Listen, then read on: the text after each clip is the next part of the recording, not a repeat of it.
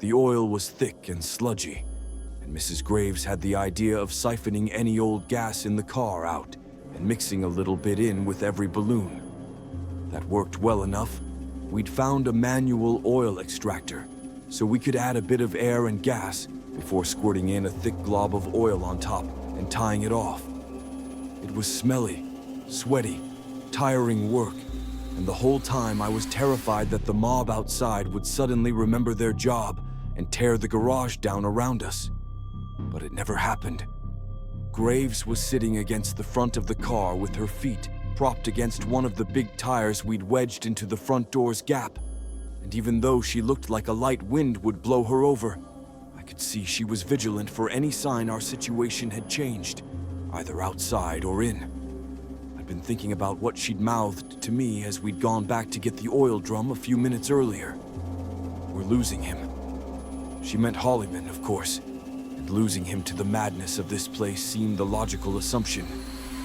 I didn't think she was wrong. He had quieted down since we'd started working on the balloons, but his behavior had been out of character earlier, and there was a tension to his movements that made me think of a man who was fighting hard against a violent outburst, or maybe just a bellow of laughter.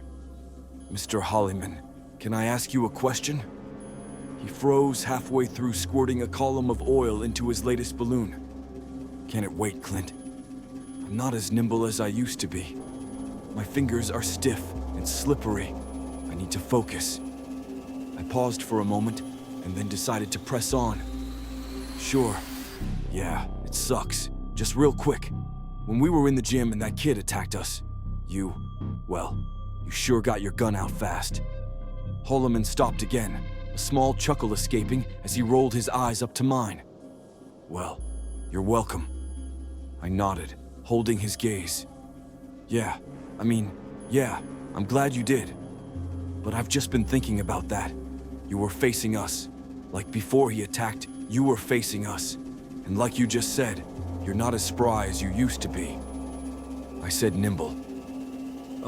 Okay. Nimble as you used to be. But you still got that gun out really fast.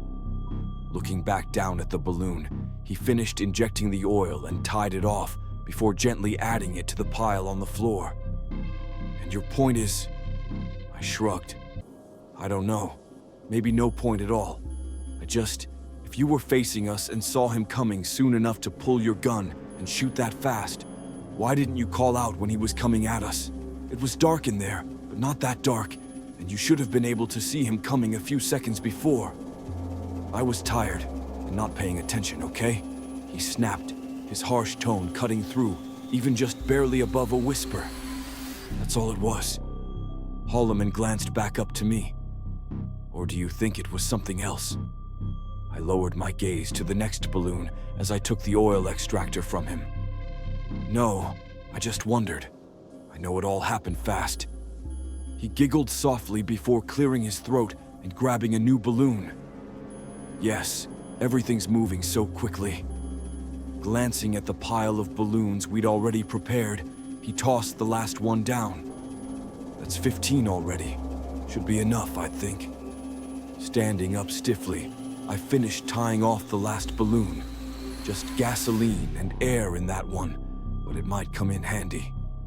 Turning away, I stuffed it into my jacket pocket before looking up at the open skylight. I'd worried that would be the hardest part of our whole plan, but it actually wasn't even latched or locked, and standing on top of the car, I could reach the lip of the roof well enough to pull myself up. Knowing neither of them were going to be able to make it up top, I asked Holloman to tie off his jacket to make a sling I could carry the balloons in when I went. Meanwhile, Graves had found a pack of toilet paper and a lighter, suggesting I throw the burning rolls down onto the crowd once they were good and wet. Going back to get the items from her, she met my eyes with a questioning look. Not wanting to risk saying anything, I just gave her a slight shake of the head as I tried to send her my conflicting thoughts. Hollyman was definitely off, and I still wondered if he didn't just stay quiet when he saw the boy coming at me in the gym. Why he'd do that, I wasn't sure, but he suddenly got moving when he saw Graves was the one getting attacked. Still, what if it was just stress and fatigue? Not just for him, but for all of us. I wasn't in a laughing mood, but by that point I'd gone through so many cycles of fear and adrenaline that my brain felt fried. The only benefit of my stupor was it made it easier to set all my guilt aside about what I was about to try to do. This wasn't murder, it was self-defense. This wasn't slaughter, it was survival. If, of course, it even worked at all. I thought the smell of the people burning would be the worst part. It was terrible, a mix of the sweet, smoky smell of cooking flesh with the thick stink of burning oil cooking its way through the crowd below. But it was far enough away that I only got a strong whiff when the wind turned in my direction from time to time.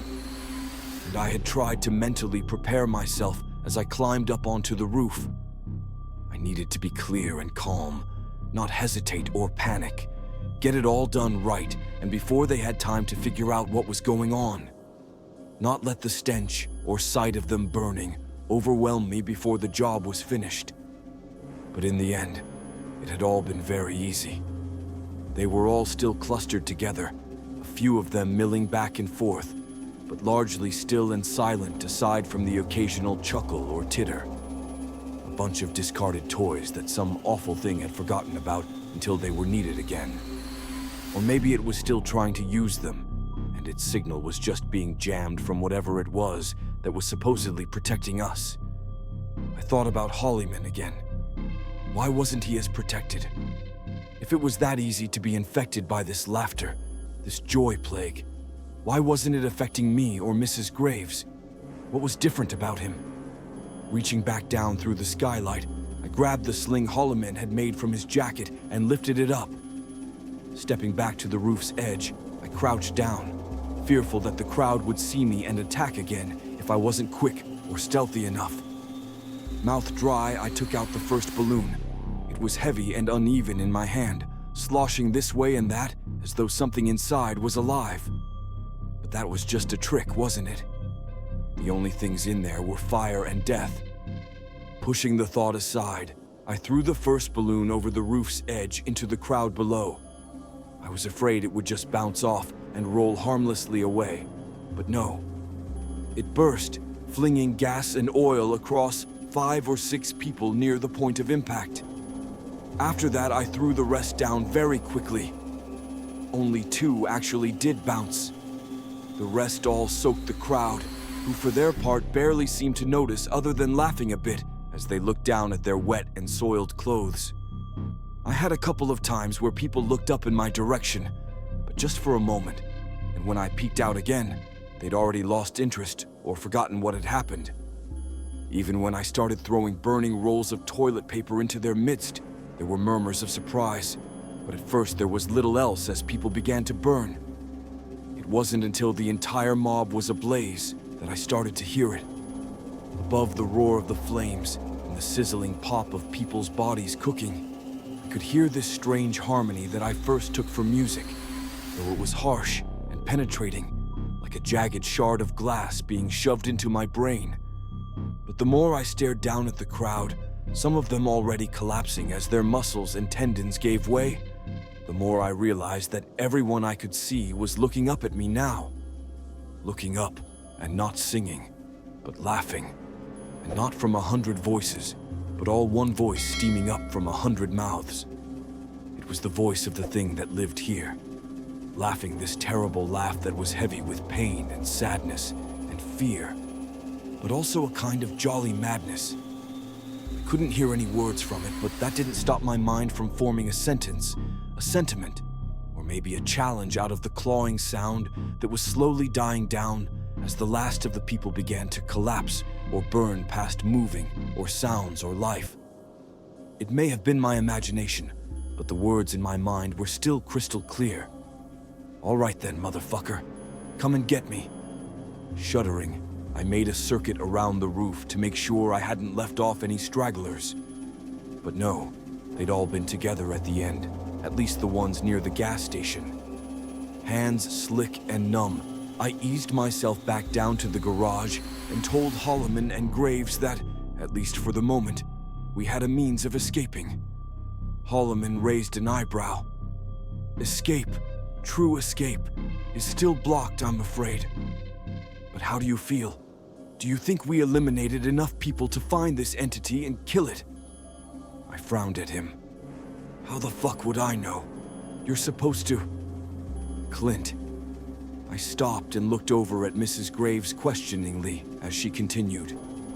I know it sounds strange, but what Gordon is trying to ask is, how do you feel? Do you feel like it's time? I wanted to say no, that the thing I'd heard laughing through all those poor people as they'd burned was the devil, and you don't go looking for the devil, especially when you're in hell. But that's not what my gut was telling me. Instead, I felt like I was in the orbit of some dark, unseen planet, the gravity of it pulling at the core of me, whispering that yes, now was the time to strike, while this other was weak and afraid. Yes, afraid. Of me, and what came with me. I flinched and blinked at the flood of thoughts flowing through me. What the fuck was... I heard myself speaking before I'd even fully thought the words. Yes, it's time. It's time for us to go to the mine and expel it. We headed west to the historic old mine, marked on Holloman's Braxton Sites map.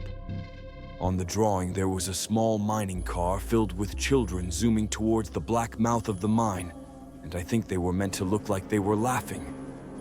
But looking at their wide eyes and gaping, frantic mouths, I couldn't help but think they were screaming. Or that maybe laughing is just screaming that we choose to ignore.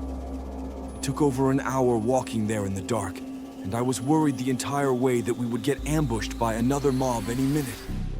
That fear was also why we decided against going back for the car. On foot, we could keep to the shadows and possibly avoid trouble before it saw us, where in a car we'd draw more attention. In the end, it didn't matter. We didn't see many more people, and the few we did were all still twitchily dreaming.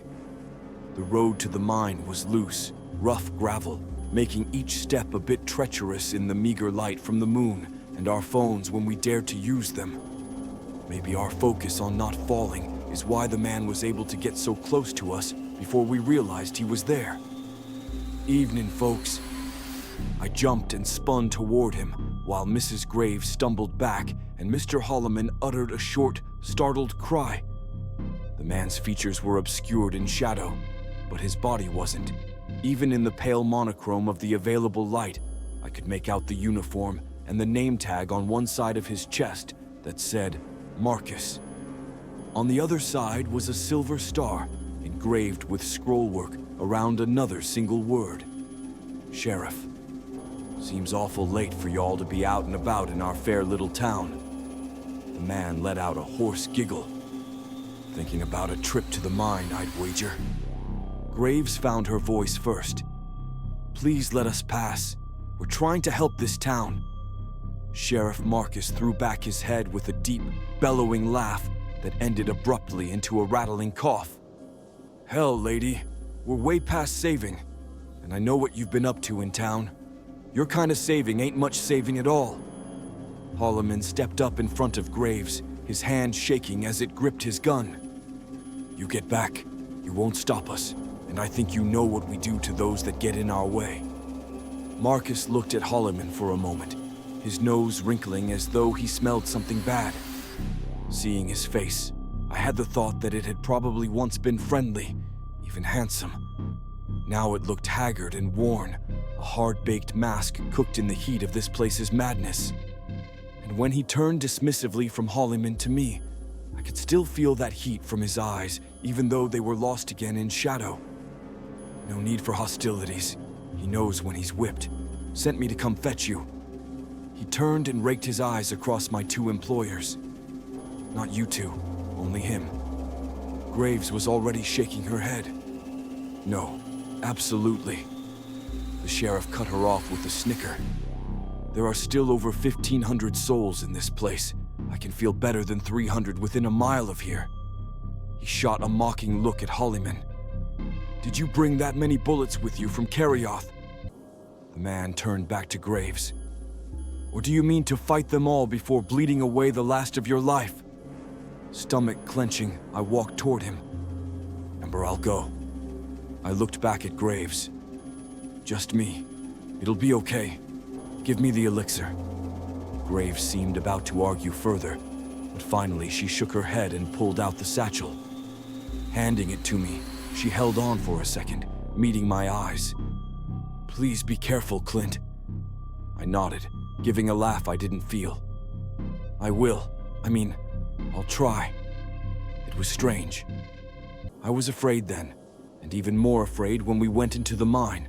But looking back now, I can see how small and remote that fear was in the face of the overwhelming sense that I was doing exactly what I was supposed to be doing. That somehow, as insane as it seemed, I was meant to follow this madman down into the dark of the mine. Okay, Sheriff, lead on.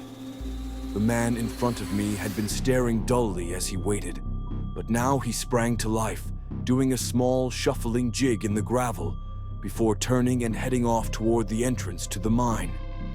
He didn't look back, as though he was as sure as I was that there was nowhere else I intended to go. I expected the entrance to just be a black hole in the earth, but to my surprise, there was a string of lights running from the mouth all the way down the throat so far as I could see. I followed him silently into the first shaft for what felt like better than a mile through several turns and intersections, and then down a second shaft before we got to an ancient elevator that looked over a century old. As though reading my mind, Sheriff Marcus chuckled as he pulled back the safety chain and beckoned me inside. It's not as old as it looks. Went in around 53, I think. This place has had several lives and deaths before this last one. I guess he was just sleeping down there through all of it, waiting for us to get deep enough to reach him. He chortled. For him to reach us. I didn't ask who or what he meant. I already knew, or at least in that moment I felt like I knew enough. I wasn't sure what was going to happen when I met this creature, or how I was going to stop it. But every step I took felt like the right one. And in that moment, that was all I needed. The elevator ride down was surprisingly smooth. Though it was noisy enough, I had the thought that we weren't dropping through a void at all, but crushing the ground beneath us as we went like a never-ending jackhammer or miner's pick. Then the ride was over, and these lower tunnels weren't lit like the higher ones had been. The sheriff pulled out a flashlight. We were restringing all this as we could. Hard to stay focused, what with all the other activities we've been up to. But we were making headway until we fell asleep. But never you mind, old Harry will lead you true. Pushing out the light in front of him, he headed off again, and I followed him through a number of other tunnels and chambers before we finally came to a stop. The man glanced back at me. He's up here, around the corner. He will be polite, I think, so you do the same. Listen, Pert, you understand. My heart was hammering so loud I could barely hear him, but I nodded anyway. Walking forward and around the corner, I gasped as the air suddenly changed, thickening and cooling, as though I'd stepped further into a large chamber lit not by electric lights, but torches lining both walls. Even at a distance, I could see bones sticking out of those torches, both holding the flame and feeding it as the color lazily danced between red and blue and green. It was beautiful in a way, and cast a shifting palette of darkness and light across the thing that lay in the center of the room. It was enormous, probably 20 feet tall if it was standing, and over twice that in length. Even its head, broad and blunt and spiky with tufts of fur, was gigantic as it raised up to look at me with yellow eyes before giving a long yawn. Opened wide, its mouth was terrifying, filled with twin rows of thick, jagged teeth on either side of a long tongue of speckled pink and black. When it closed its mouth, it regarded me calmly enough, those eyes dancing with equal parts intelligence and madness. Behind its head, I saw a ridge of fur raise and give a rustling shake, like the warning of a snake before the bite. But this was no serpent. It was a hyena. Something in my mind caught and corrected itself. It was the hyena. The thing's black lips curled back suddenly as a terrible bubbling noise came from its throat and filled the space around us. It wasn't the same as what I'd expected. It was 100 times wilder and more varied, but it did remind me of hyena noises I had heard before. And whatever those noises might have meant to the animals, I knew what it meant to this thing. It was laughing. The burbling laughter began to subside, like a deep geyser that was spent, if only for a short while. The hyena stared at me silently for several seconds, its burning eyes fluttering and flickering, before suddenly shifting from a pale yellow to a verdant green. Behind me, the sheriff stifled an uncomfortable chuckle, even as the voice of the creature before me filled my brain. Do you know what I am? The voice was not overly loud in my head, but the strength of it pushing into my mind still caused me to wince and shudder as I tried to formulate a response. My first instinct was to say no, but I realized that wasn't true, and to lie in this place might be deadly. So, eyes watering, I forced myself to look back at the creature and give the answer I somehow had to give, even if it was not my own. You are the hyena. A small bubbling laugh as its eyes passed to yellow and back to green. Yes, I suppose that is an apt name. But names are not what we are. They are what others use to define us, confine us, control us. It paused a moment and then added, "Who controls you, Clint?" I felt a fresh stab of fear at it using my name, but I pushed past it, trying to respond to everything out of instinct rather than overthinking it or giving what I hoped might be a pleasing answer. I don't really know. I guess it would be the thing that I work, that I serve, but I don't really know what that thing is. It could be like you, for all I know. It could, couldn't it? And if that were so, knowing more about me would help you to understand it, correct?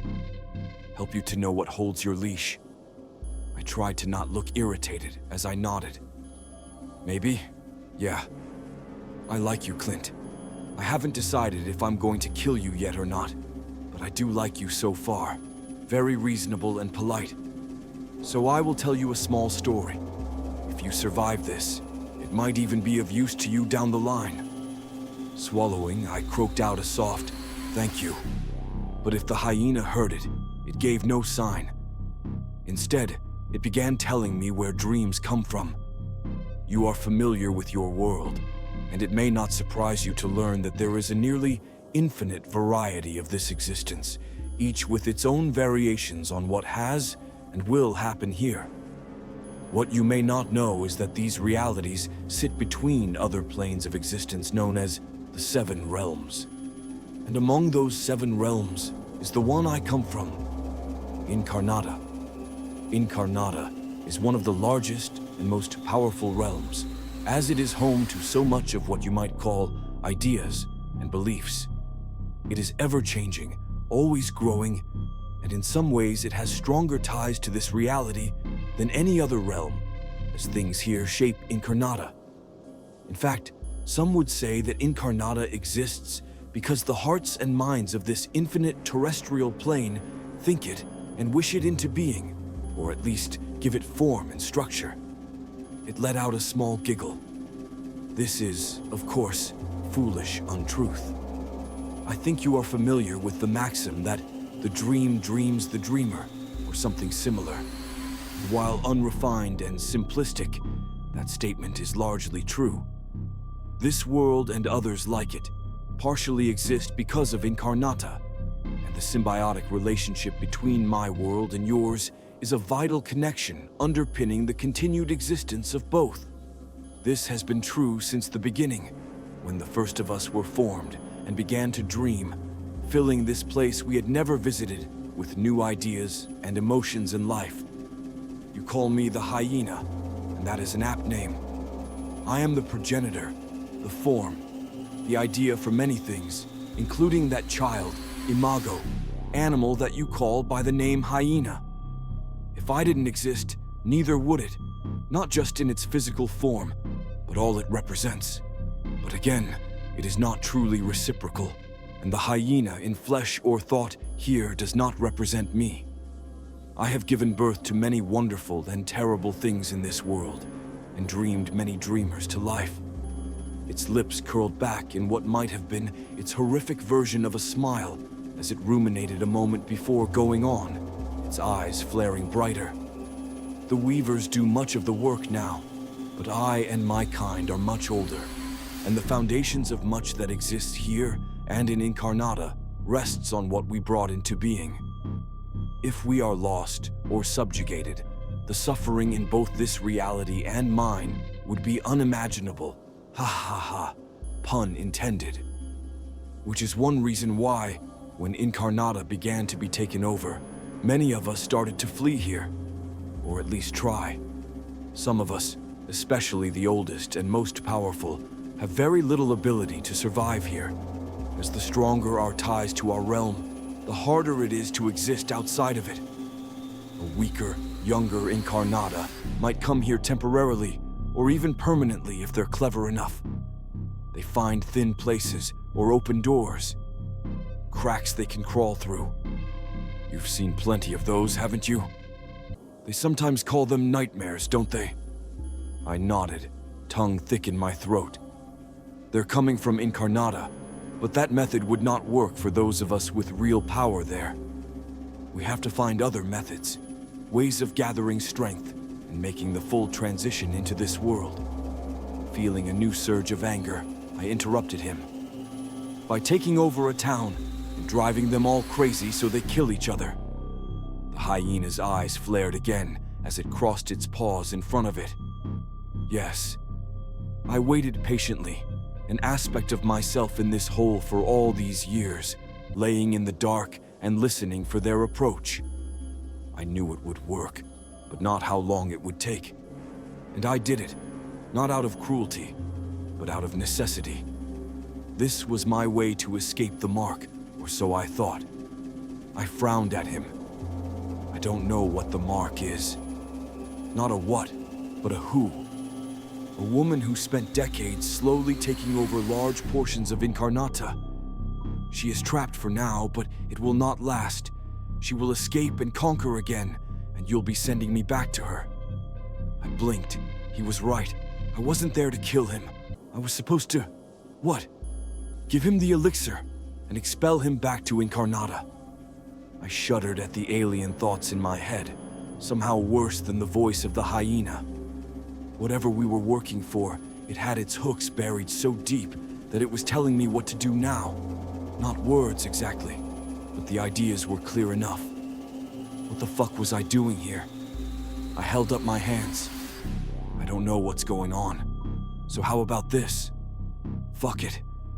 I don't think you're lying to me. Though why I feel that way, who the fuck knows? But you've told me more in 10 minutes than anyone else.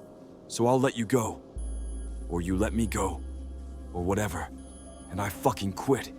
And whoever I was working for can suck my dick. And I hope if they come down here for you, you beat their fucking ass. Just let us go and do whatever weird shit you're going to do. How does that sound? A fresh eruption of laughter from the hyena as his eyes danced between yellow and green before settling into a dark, cool blue. I knew I liked you.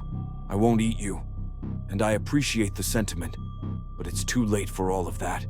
Your master has already won. What do you mean?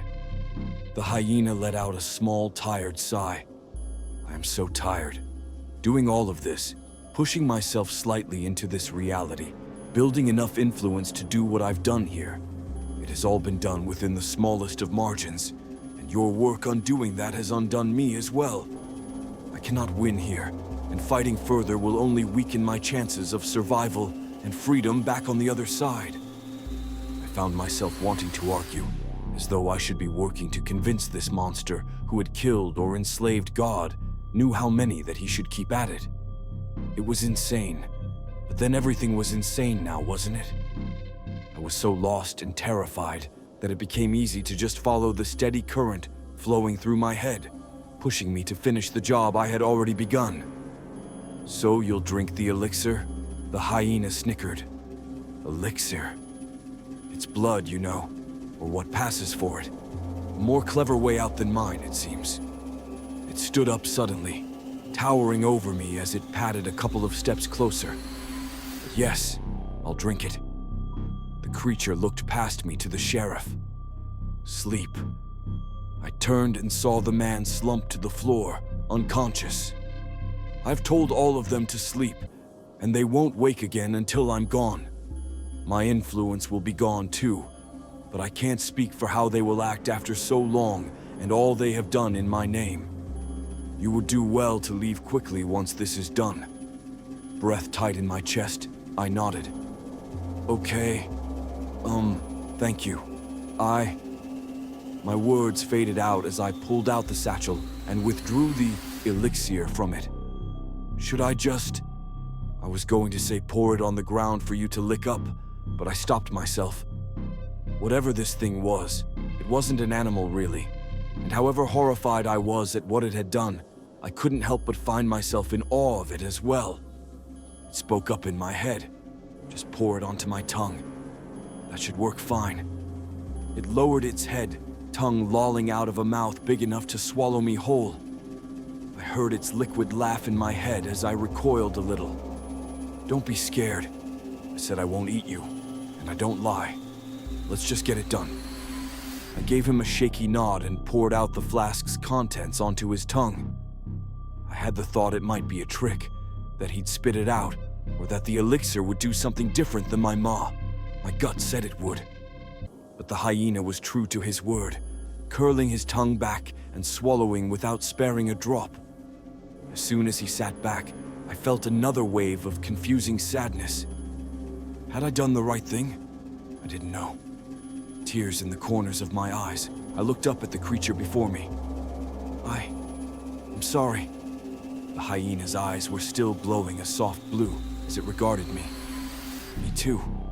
You know, it's fun. Suddenly, its eyes fell dark as its fur and skin turned to gray stone. I stood there for several seconds, staring at the enormous statue left behind as I waited for some sign of new life or movement. There was none. Wiping my cheeks, I turned to the sheriff and took his gun from its holster before grabbing him under the armpits to begin the long process of dragging him back toward the elevator. I didn't say much to Holliman and Graves when I reached them outside. Told them it was done and that we needed to leave now before people started waking up crazy or looking for someone to blame. They didn't argue, and despite our exhaustion and Mrs. Graves's arm, we nearly ran back to where we'd left the car downtown. 10 minutes later, we were past the city limits sign and on our way to a hospital far enough away to not be affected by what had gone on in Braxton. We spent the next 4 hours waiting for them to treat Mrs. Graves, and when they finally came out to give us an update, they said that she was doing fine, but they needed to keep her overnight. We went back to see her before they carried her up to her new room. She did look a little better, if still pale and exhausted. She smiled at us when we both offered to stay. Number, you two go get some sleep. That's what I'm going to do too. Come back in the morning. I'll be fine. We didn't argue, and a few minutes later, we were getting back in the car for Mr. Holliman to take me home. Cranking the car, Holliman paused before putting it in reverse. I looked over and he was staring at the steering wheel, his face unreadable. Clint, I just want to say that I'm very proud of you. You're a much braver man than I am, I think. And I don't know what we would have done without you back there. There was a time when I would have gloried in his praise, but too much had happened since then. Too much bullshit under the bridge, or whatever the saying would be. I was too exhausted to be clever, but in some ways I felt crystal clear. Take me to it. Holliman raised an eyebrow at me. Take you to what? You want to get something to eat, or... Stop the bullshit. You know what I mean. Take me to your boss. Our boss. Show me what exactly it is we're serving. He puffed out a long breath as his face grew red. Clint, now is not the time or the place for this conversation. His words trailed off as he saw me pull the sheriff's revolver from my jacket pocket. I'm not asking this time, Gordon. You're taking me there. Now.